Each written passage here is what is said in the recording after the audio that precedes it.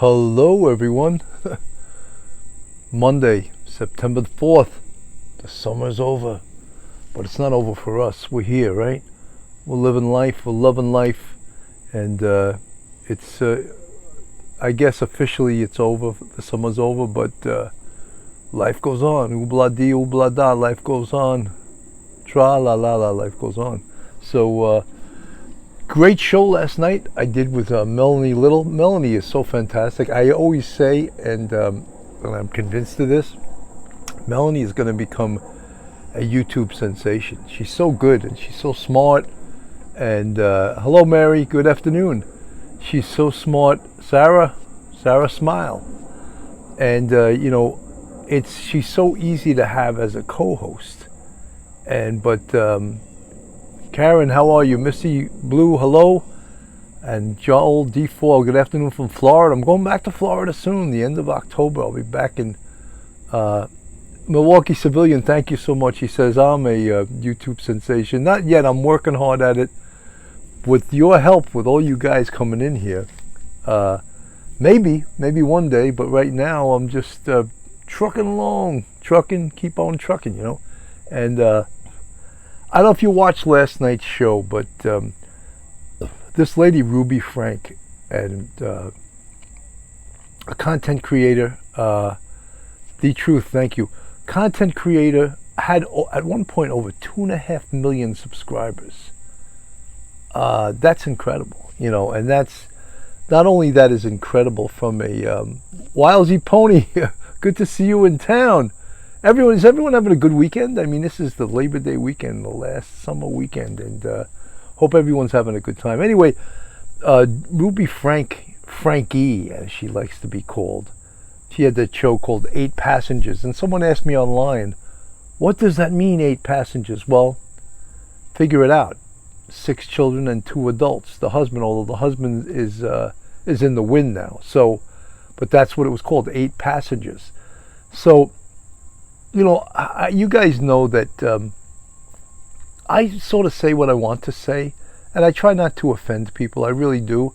But sometimes you have to say what you feel, And we said some things last night. I think that a lot of the, this woman, Ruby Franke, people weren't reporting her, A, because of her affluence, and B, possibly because of the religious connection with the Church of the Latter-day Saints. And people got down on me about that. And, we have criticized other religions. Religions can be very insular, and they don't want to report things to the police. They try to handle things in-house, and that's not the way of the world. You have to, if things are criminal, you have to report them to the police, not count on some religious people to take care of it, which they never do, So, Wendy Kraft, be a bum, that's okay. So Ruby Franke and her partner, Jodi Hildebrandt, 2 to 2.5 million subscribers. And then they had another YouTube channel where they were actually giving Moms of Truth, the Connections Classroom. And they were giving people advice, psychological advice, advice on how to raise their children. Would you take advice on how to raise your children from those two? When Ruby Franke was starving her kids, she wasn't feeding her kids, and look, 2 of them, think of it, were malnourished. How horrific is that? They weren't feeding their kids. They were malnourished. And that's a serious offense. Oh, that's how you're going to punish kids, by not feeding them? That is not okay. I think I'm going to move my seat here because I'm getting some heavy duty insect activity. So I'll walk you through my yard, and I'll walk with you over to the cupola, or whatever we call it over here, but there was less insect activity than over there, and it's beautiful where I was sitting, but I think today the bugs like that place, and they like my taste. They like the way I taste on this weekend. Sorry. Okay, I'm back. There we are. We're back. Not as many bugs. I'm not hearing them buzzing, So the case, talk about child abuse, right? And now, luckily, Ruby Franke and her partner, Jodi Hildebrandt, are where they belong. They're in jail, you know, and they're going to be tried for this. And I don't see them getting out on bail anytime soon because, look, they have 2 grown children that are in college, and they couldn't say enough bad things about their mother. And if the mother was legit, the kids would be coming to her support. However, that was not the case, you know. Family was reporting Ruby. The neighbors reported over and over again. Nothing was done. That's, to me, when people are reported and people are reporting child abuse and nothing's done, there's some kind of power beyond the power of the authorities that is preventing that. And in this case, I believe there's a lot of different things. It's the affluence of the people that are violating the law. That shouldn't matter because rich people abuse their children too and wind up killing their children if nothing's done about it. The whole scenario of them being in this insular community, and you could take it, getting better day by day, Supreme Commander, you can take it as, were they being protected by their religious beliefs or this church? Because apparently that almost the whole community there, or 50, 60% belong to this church. So do you think it's in the best interest of this church to keep these things quiet and on the down low? I think that probably is the case. And when I give my opinion about these things, and folks take great umbrage at it, something that you can always, as they say when you're watching TV, if you don't like something, you can change the channel. Happy Labor Day to everyone. I hope everyone's having a wonderful weekend, this being the last weekend of the official summertime. All you folks that rent these expensive houses on the Northeast here would be in Montauk or the Hamptons or Amagansett, West Hampton, Southampton, Quogue.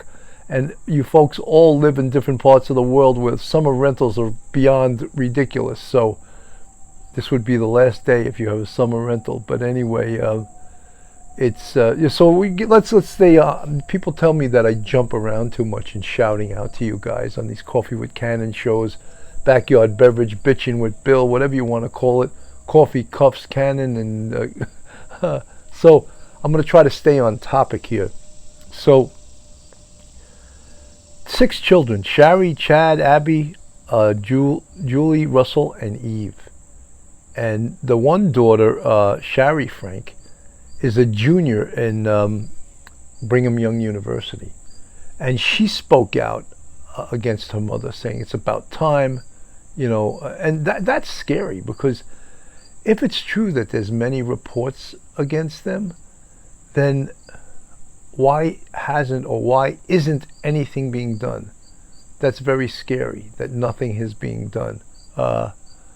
Wendy Kraft: I'm a Christian. I don't take offense. I'm tired of religion, so to speak, hiding behind this stuff and harming children. I don't care what religion. Something, I feel the same way.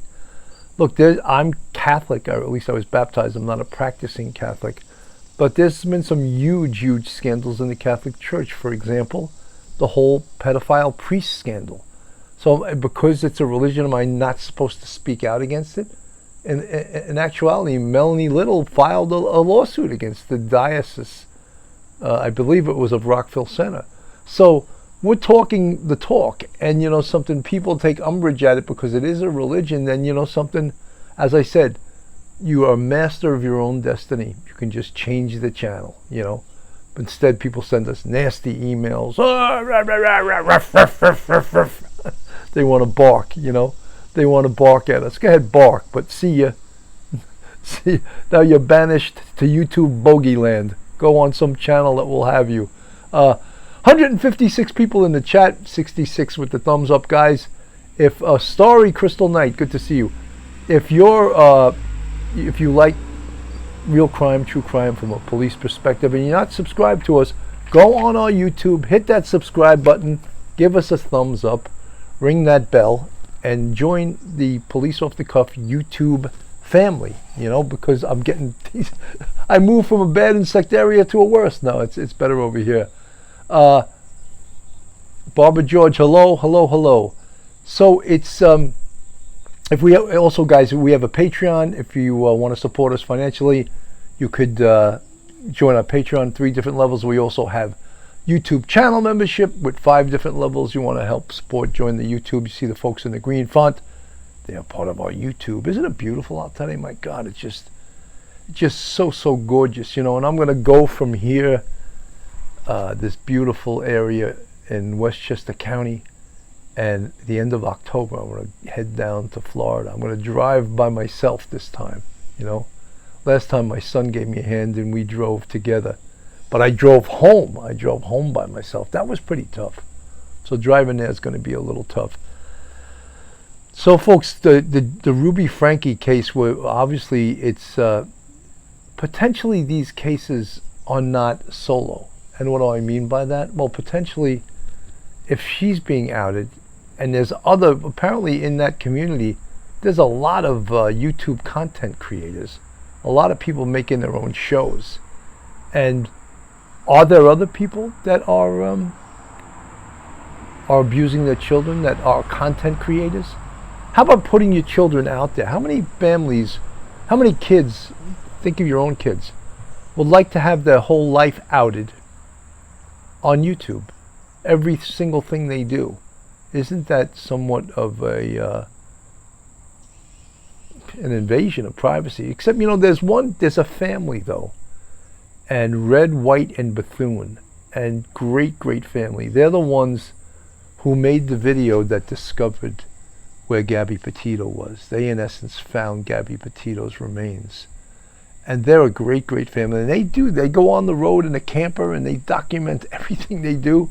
But they're a wonderful family. And I think they treat their kids unbelievably. And last time I checked, I think they have like 275,000 subscribers. So people obviously like what they're posting and what they're putting out there. There is responsibility to doing this, to being a YouTube content creator. And I take it seriously, and I think many people, Jodi Ron takes it very seriously. I know Melanie takes it seriously. And I think you got to somewhat, in one way you got to stay in your lane, and in another way, like when we did the show on that missing submersible that time, some people said, why are you guys commenting on this? Oh, we're not human beings. We don't have a right to comment on it because it's not crime. It's not crime that this submarine imploded down by the Titanic. We're not allowed to talk about it. But, people want to censor you. People want to criticize you. But something? There's a great expression in the police department. Police have to have thicker skin, like an elephant, like an alligator, like a rhino, like a hippo. We need thick skin so that we can take all the jabs and all the abuse and all the verbal abuse and have it slide right off us. And we do. For that, we learn how to do that. We learn how to have a thicker skin and how not to take things. Well, you're a human being. When people criticize you, it hurts your feelings, right? Janelle Woodward, it's your show, Bill. Yeah, I do. I'm just saying, I do read a lot of what you guys say. Not everything, because I would do nothing but sit at my laptop all day. And I read a lot of the things, and I respond to a lot of the things. And some of the criticism is fair, and some of it is totally unfair. Some of it is, I don't think it's warranted, And the only time I'll really get crazy is if it's nasty, and then the person is, again, jettisoned to the YouTube boogie land, and then they're gone. They're not going to ever watch this show again, because don't get nasty with me. It's we work very hard doing this, and you can criticize me, but once you get nasty, see ya, hate to be ya. That's an old New Yorkism. See ya, hate to be ya, So is everyone having a good time this weekend? I hope you're with your family, your friends. Hope you're having a nice barbecue in your yard or wherever you are, enjoying the beautiful weather, the sun, the sand, maybe the ocean, the pool, all of those things. I hope you're having a great time. 206 people in the chat, 96 with the thumbs up. Let's get some more thumbs up, guys. What are we waiting for? So we're going to follow the Ruby Franke case and see where it goes and see if this opens up a Pandora's box of other potential abuse cases from that part of the country, because everyone's saying that Ruby Franke was being reported. People were calling in and nothing was being done. And I told the story last night how when I was an NYPD police sergeant on patrol, I removed lots of kids on my own authority, and removed them because I felt there was imminent danger to their abused, neglected, or maltreated children. If I found any one of those, if they were abused, neglected, or maltreated, and they could not have been abused, but they could have been neglected, meaning there was no food in the house. There was no heat, or the house was filthy, it was a danger to them. I'd remove them. I'd take them and we would call, in our case in New York City, the name has changed so many times. It was Bureau of Child Welfare, and then it was Child Protective Services, whatever. It was the same thing. We would do tons of paperwork, remove the children, and they would go to Child Protective Services. And to me, I would rather remove the child and be safe, that I could walk away from that, not having to worry about the next day I'd receive a call at home and say, Sarge, that call you went to of those kids? Well, this is what I didn't want to hear that. So I wanted to make sure that the kids were safe. So in this case of the Ruby Franke and Jodi Hildebrandt, if people were really reporting them, why wasn't anything done? I mean, that's pretty disgusting that nothing was done. So you're telling me then the system isn't working, right? The system is not working in that part of Utah. So then something needs to be done. And something, there's many religious communities where things like this, like we're talking about abuse, they try to keep it in-house. There's no such thing as keeping a criminal matter in-house. If the matter's criminal, then guess what? The popo get involved. The police get involved, because it needs to become part of the courts. There needs to be sanctions for this. There needs to be arrest, and someone needs to pay the piper. Someone needs to answer that call, because it's not up to some elders or some religious leaders to say, we'll take care of this. We'll give them. No, you won't give them counseling. That's not your call. This is a police matter, and we've seen it in our jurisdictions, different religions, different communities that would try to do that. Oh, we'll take care. No, you will not take care of it. Guess what? People's state of New York will take care of it, because someone's getting arrested here, and you're not making the call. Believe me, we are making the call. I mean, was that an awesome power that we yielded? Yeah, but something? It was never abused. I was, go get him, Sergeant Bill. Yeah, I did. Of course I didn't. I was looking out for the kid. I mean, I wasn't looking out for the parents that were abusive. I was looking out to save the kid's life. And that was the most important. And it seems in this case, 2 of the kids had malnutrition. How does that happen? She's a millionaire. Jodi Franke's loaded. You saw the house, right? That was probably a $3 or $4 million house. And she's not feeding her children? And they had marks on their hands from being tied up with duct tape and rope cuts into I mean, come on. Ridiculous. And you're going to handle this in-house? I think not. I don't think you're going to handle this in-house. In fact, the police are going to handle this, because obviously this hasn't been handled the correct way to begin with. So the police are going to handle this. We're going to make sure that the courts handle this. Janelle Woodward, yes, she used Ruby Franke used food as a way to punish her children. And did you see her one son? I think the son's name was Chad. He slept in a beanbag for like 3 months because she was trying to punish him by taking away his bed. And he started telling the story live, and you could see she got all like frustrated and embarrassed that, oh, he's outing me for doing something abusive, like not letting him sleep in his bed. I mean, crazy, right? Crazy. Ronnie Taylor in East Meadow. I grew up in Levittown, the town next door. Good to see you. East Meadow Jets, that was the high school. We were Levittown Memorial High School Panthers. And then now the high school is Levittown Division Blue Dragons. One high school now. Yeah, Levittown used to have 4 high schools, but since the, beyond crazy, yes, since the population has gone down, some of the high schools have closed. We were the baby boomers, you know. Z, she's a millionaire because of the kids. Yes, because she used her kids on YouTube to get popular, to build a popular show. 2.5 million people. That's a huge audience, you know. And I wonder what was the demographics of her audience.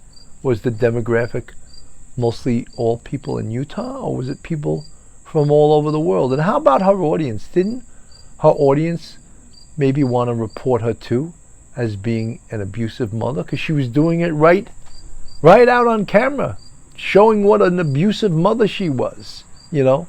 And then to me, that her and Jodi Hildebrandt had this company called Moms of Truth. What kind of truth were they telling? I think they weren't telling truth. I think they were telling lies. Moms of Truth, and then they called that the Connections Classroom. The Connections Classroom, and they're gonna teach people and give advice to people. You know something? If you're gonna give like professional advice in a psychological way, or raising your children, shouldn't you have some credentials? For example, like a state license as a social worker or something like that. You know, and apparently Jodi Hildebrandt does have a license, and almost lost her license also for violating confidentiality, patient client, you know, the client confidentiality that a therapist has, where they're not supposed to talk about anything that goes on in private, in public. And apparently she almost lost her license for violating that provision of her license. So we're going to be following this case as it moves along. It's sort of interesting. It's also sort of interesting to see if this, again, as I said earlier, if this will open up a Pandora's box of other cases.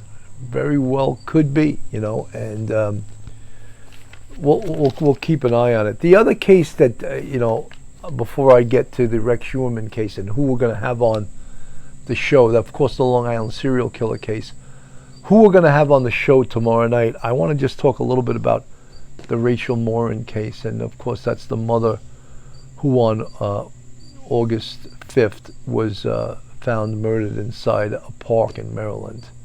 And we've all seen the video of that guy coming out of the house. That was from Los Angeles, where he did a home invasion, and we don't know the extent of that crime that he committed in March, but the DNA from the body of Rachel Morin and the crime that was committed in Los Angeles, in South Central Los Angeles in March, it was actually March 26th of this year, that DNA matches the homicide of Rachel Morin. So they have the DNA, and we talk about a forensic DNA match, and that's what that is, but they don't have the person identified. So they have the DNA identified, but they don't have a name to it. So this past week, I did a show on it, and the detectives from Maryland have gotten tips that have led them to California and to Chicago. I don't know if or anything in regards to sending the detectives to these two locations was fruitful or not, but the report is that they went to California and to Chicago. They're going to be getting tips all the time.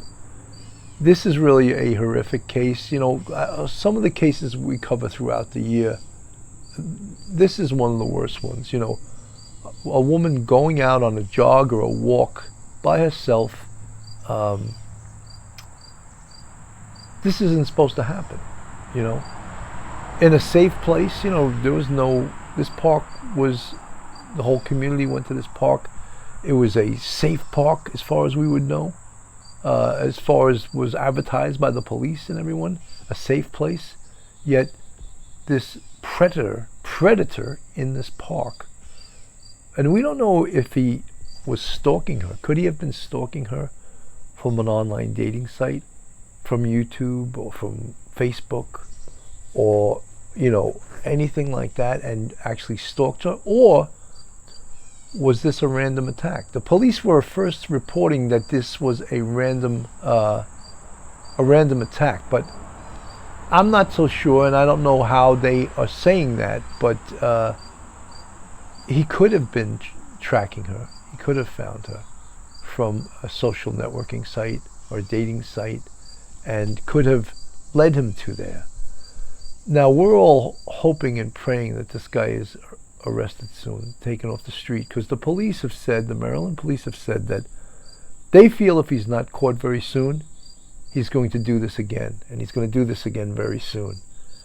And we spoke about the whole thing with organized and disorganized offenders. And when you watch that videotape from the California case where he assaulted a 14-year-old girl, and we don't know the nature of that assault, I think because of her age, the California police are keeping it very tight-lipped, very close to the vest, to the chest, whatever you want to say. And so it's almost like they need that tip. They need someone to call in and say, that guy this is so-and-so. This is who you're looking for. They have the DNA. So once they capture him, they have an outstanding case against him because they already have him identified. What some people had said in the chat the other night, which made a lot of sense, was how come there's no sketch specifically from the case in California, the home invasion? The 14-year-old girl obviously saw his face. We have that video of him escaping out of the house, but how about his face? People have seen his face. Let's get a sketch out there. Let's get it out there to the media. Let's get it in all 50 states. Let's get it on TV. Let's get it on social media. And even if you get tips that aren't correct, that's good. You want as many tips as possible. Because this guy needs to be taken off the street. This guy is a dangerous, dangerous, dangerous guy. And I'm almost a little bit surprised that he hasn't been caught yet. Not totally. I'm not making light. This is not an easy case by no means.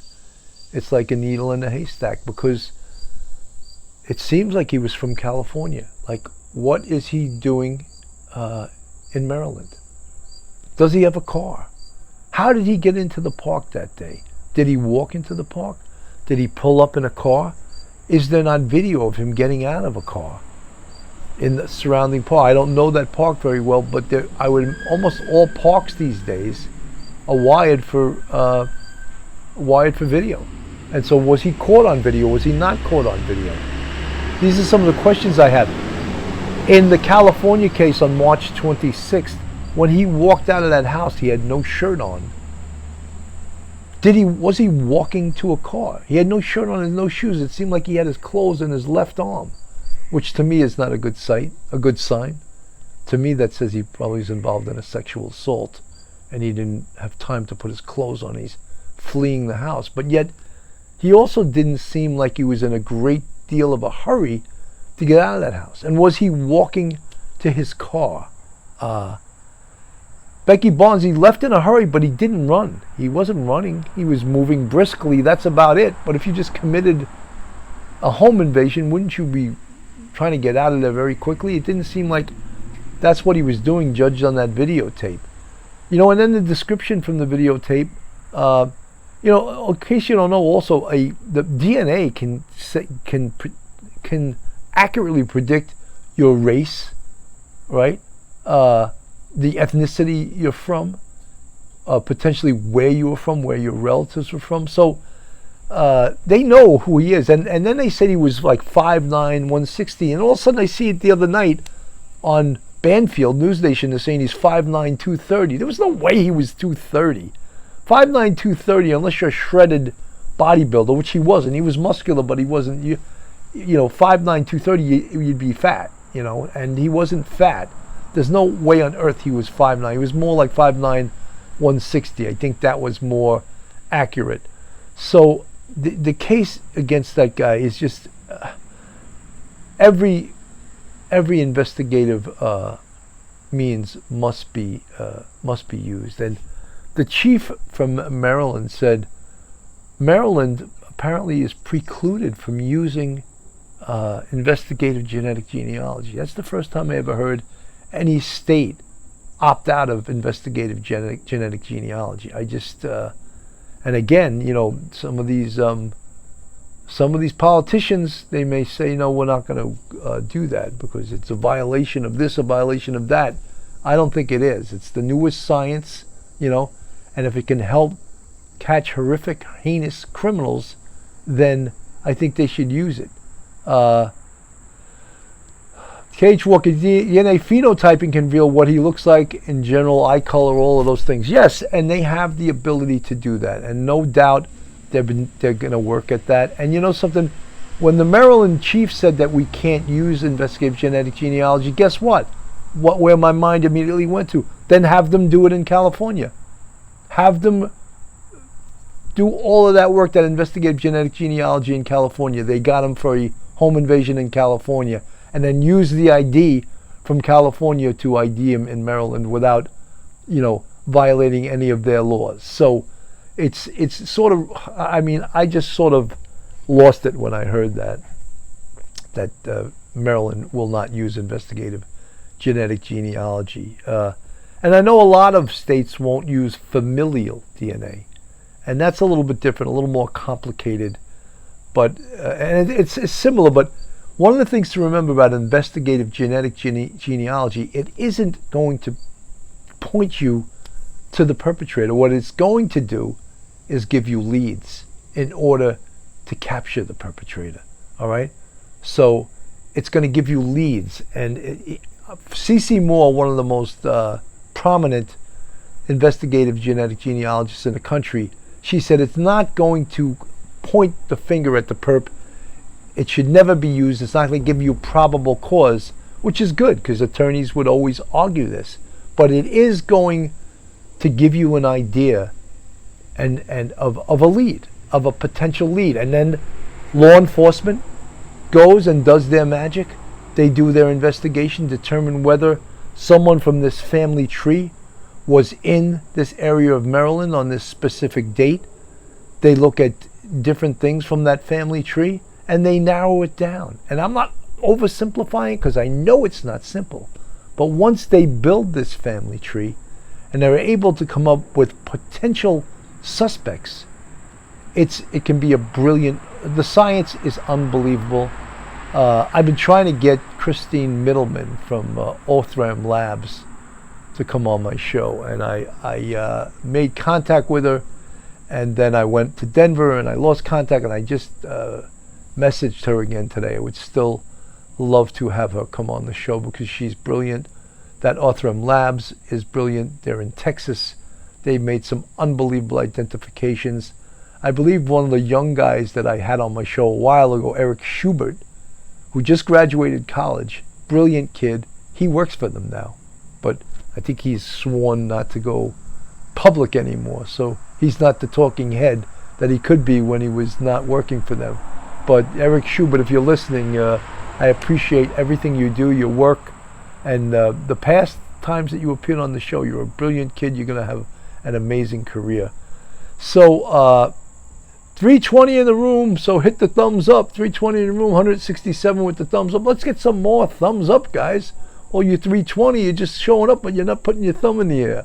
And you're not subscribing to Police Off the Cuff Real Crime Stories on this Labor Day weekend. Is everyone happy? Yes, I think everyone's happy. And I'm happy that you guys are tuning in and, you know, even on the holiday weekend. It's so nice to see this many people in the chat. So, guys, I'm going to now segue to a show we're going to have tomorrow evening at 9 p.m. And I know everyone, it seems, can't get enough of the Gilgo case, the Rex Human case, because there's so much more to report about the Gilgo case. The LISK, Long Island Serial Killer, that's what it stands for. And tomorrow night, look, we've heard from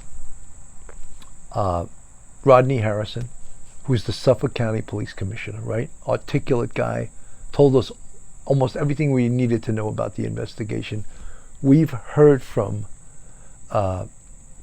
Ray Tierney, the Suffolk County District Attorney. We've heard from the sheriff out there,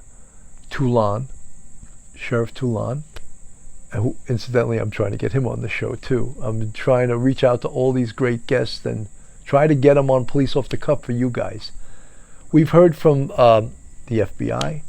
We've heard from the state police on this case. There's one person and one entity that we haven't heard from, and that's Nassau County. Was Nassau County a part of this investigation? You bet. Peaches and the toddler were found in Nassau County, closer to Jones Beach. Rex Human lives in Nassau County, in Massapequa Park. So then you might ask, well, what was Nassau County's involvement in the Long Island serial killer case? And huge involvement. And tomorrow night, we're going to have on Patrick Ryder, the Nassau County Police Commissioner, who's going to talk to us about the involvement of the Nassau County detectives, the Nassau County Police, you know, the whole case of how they first found out about Rex Human, the box, they call it, the box that was created from the burner cell phones hitting a cell site near Rex Human's office in Manhattan, hitting cell sites in Massapequa Park, which is Nassau County, right? We're going to hear about the involvement of the Nassau County Police, the Nassau County investigators in the search warrant. And I'm sure Pat Ryder, Police Commissioner Ryder, is not going to tell us what they recovered, but we know that they took out a huge amount of potential evidence. We don't know if, in fact, it's evidence. It's not evidence until they determine it's evidence. And that's why the search warrant was probably extremely broad, so that they could remove a lot of things that they'd have to determine at a later point. Is this evidence? Is this not evidence?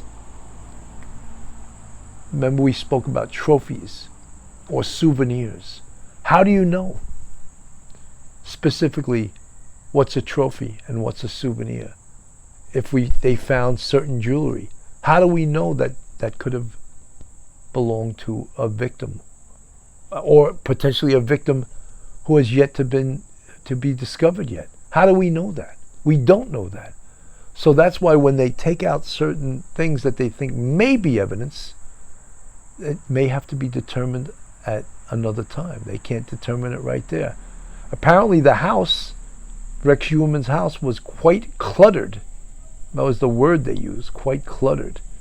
And what was down in his gun safe, other than over 300 guns, I believe it was, maybe it was 275. It never seemed like they had a total number, but that's one of the reasons his gun safe, and the fact that he had all of these registered guns, that's why they took him down off-site in New York City. Took him down. That's why they arrested him on the street in New York City, because they didn't want the possibility that if they boomed the door, that he would get access to those guns. Tiff Knox says 297 guns in the home. They didn't want to risk the possibility that if they boomed that door, that Rex Human would get access to that guns and have World War III with the Nassau County Police, and endanger not just him and his family, but the neighbors, the police. So smartly, they made the arrest on the street in Manhattan. And we've all watched that numerous times.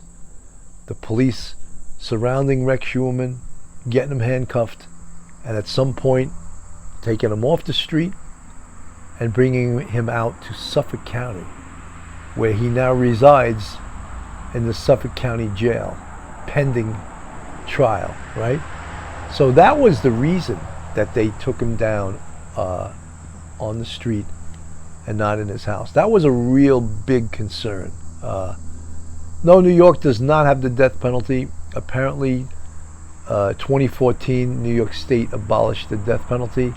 That would have at least been something that they could, if we still had in New York State the death penalty, that would have been something that they could have negotiated with Rex Heuermann's attorney. Like, look, we'll give him life without parole. We'll offer life without parole. And I don't know if that would have sat well with the community, with the people of Nassau County, with the people of Suffolk County, with the victims' families. I think that the victims' families would have liked to have seen, if it was on the books, them go for the death penalty. Just like in the Brian Koberger case in Idaho, Moscow, Idaho. They're going for the death penalty, you know. And in Idaho, potentially it's a firing squad. I never heard of that before. There's a firing squad in Idaho. So there's nothing to negotiate with. So therefore, of course, he's going to take this to trial. Couldn't he help the investigators and tell them, yeah, I did this, I did that, I did this, I did that, instead of him with tears in his eyes saying to his attorney, he didn't do this, you know. No, he didn't do these murders. Does anyone believe that? And again, he's innocent till proven guilty. But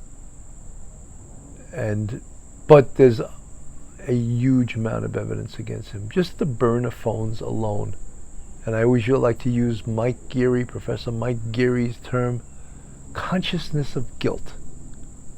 That using those burner phones is consciousness of guilt, because he's trying not to get caught, obviously. So he's trying to give another hurdle that the police would have to clear in order to find out who he is and where he is. Premeditation, if you will, right? How about his computer searches?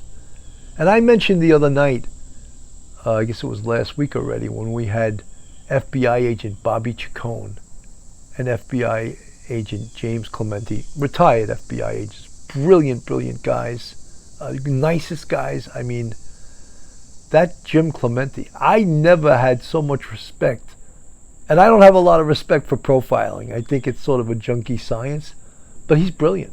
When he was talking about the things that he predicted about Rex Heuermann 12 and a half years ago, before he was even caught, he predicted exactly who and what Rex Heuermann would be.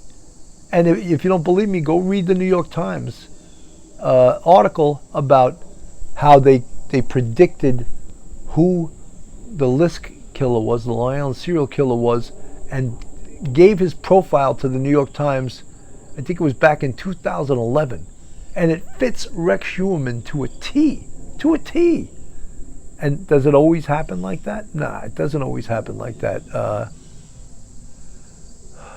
He screwed, in my opinion, Billy, those searches and the ringing. Yeah, you know, the other thing was, I would like to know if they recovered Maureen Brainerd's Barnes, if they recovered her phone. Because she was one of the victims' families who was called utilizing her cell phone, Maureen Brainerd Barnes, and also Melissa Barthelemy. He called the families of those two victims using the phones of the victims. So could you imagine how powerful of a piece of evidence that would be if they recovered those phones in regards to the search warrant at Rex Heuermann's house? That's like, I don't know how you argue, oh yes, I have victims, I have two of the victims' cell phones in my house that I used to torment their families, you know. So I don't know if they recovered it. They haven't told us what they recovered in those search warrants. But, you know, again, that would be such powerful evidence. Did they recover any forensic evidence, either from the Chevy Avalanche that was given by Amber Costello's boyfriend, pimp, whatever you want to call him, given as a statement that he showed up in a green Chevy Avalanche? Was that the car he perhaps killed his victims in? Was that the car he transported the victims in? Was that the car that potentially transfer evidence was found from that car onto the bodies of the victims? So yeah, all of those things we don't know. We don't know the answers to that, and we might not know the answers to that till this case goes to trial. 324 in the chat, 221 with the thumbs up. Thank you guys for all your support. Thank you for coming out on this holiday weekend, this Monday. I really appreciate all you guys, you police off the cuff fans, subscribers, friends. I know, and it's a beautiful day, and you're sitting there listening to me. It really warms my heart to watch this and to see. Brad R, can't wait for the trial. Well, the trial is going to take a little while. I can't imagine Rex Heuermann's attorneys pushing for the speedy trial to move it along, because the amount of evidence that they have to go through is beyond, even we talk about the Brian Koberger case in Idaho, and the defense in that is trying to stall that case now. They were acting like they were ready. Now they're trying to stall it because they're not ready to go to trial. They do not want to go to trial right now, but the judge is pushing it, and already they said there's no way we're going to be ready for October 2nd. So that's never, ever, ever going to happen. Julie Wilson, 5:30 in the morning over here in Oz. All were possibly true. So guys, again, tomorrow night, 9 p.m., myself and straight out of Brooklyn, Phil Grimaldi is going to co-host with me. And we have the Nassau County Police Commissioner, Patrick Ryder, coming on. Pat comes from an amazing police family. His cousin, Jim Cohn, was the commanding officer of the aviation unit for the NYPD. One hell of a pilot, too. Now, in his retirement, if you can't even call it that, he flies private jets for billionaires, takes them to their vacation homes. Not a bad job if you can get it, right? But he keeps up on being a pilot. He's always attending classes. He's always studying, always making sure he remains a great pilot. And Pat Ryder's son is on the job. Keechant Sewell, the former NYPD police commissioner, was the Nassau County chief of detectives. So this world of policing is an incestuous world. And I'm so very, very happy we're going to get Patrick Ryder on the show tomorrow night. And believe me, you guys, if you want to tune in and find out some new things that you didn't know about the Long Island serial killer case, it's tomorrow night is definitely the night to do it. 9 p.m. tomorrow night. Straight out of Brooklyn, Phil Grimaldi is going to be with me. Nassau County Police Commissioner Patrick Ryder will be on the show. And he hasn't really got up and spoken yet in front of any media, so he's going to introduce himself to the world on my show. How great is that, right? It's so great that, and I know him. He's been on the show before. Very articulate guy, smart guy, and former NYPD. What could be better than that, right? Former NYPD cop, and then he rolled over to Nassau County, and he went up through the ranks to become the police commissioner. Pretty damn good, right? Yeah. Excellent. Patrick Ryder. So guys, I want everyone to have a fantastic end to the summer. A great, it's a date. Have a great rest of your Monday, and I want to thank everyone for tuning in. And we'll be covering these cases, and as new things come out. Judy B, thank you, Sergeant Bill. Happy Labor Day to everyone. Have a blessed and stay safe. I don't think I could have said it better myself with all those blue hearts too. It's some of you guys suggest cases. I can't cover everything. I can't cover every case, and I'll try my best to look at some of these cases that you've been suggesting on the screen. Anyway, guys, Monday, September 4th. Have a wonderful rest of your Labor Day weekend. I'll see you tomorrow night at 9 p.m. with Nassau County Police Commissioner Patrick Ryder, straight out of Brooklyn, Phil Grimaldi. Have a great day, and God bless.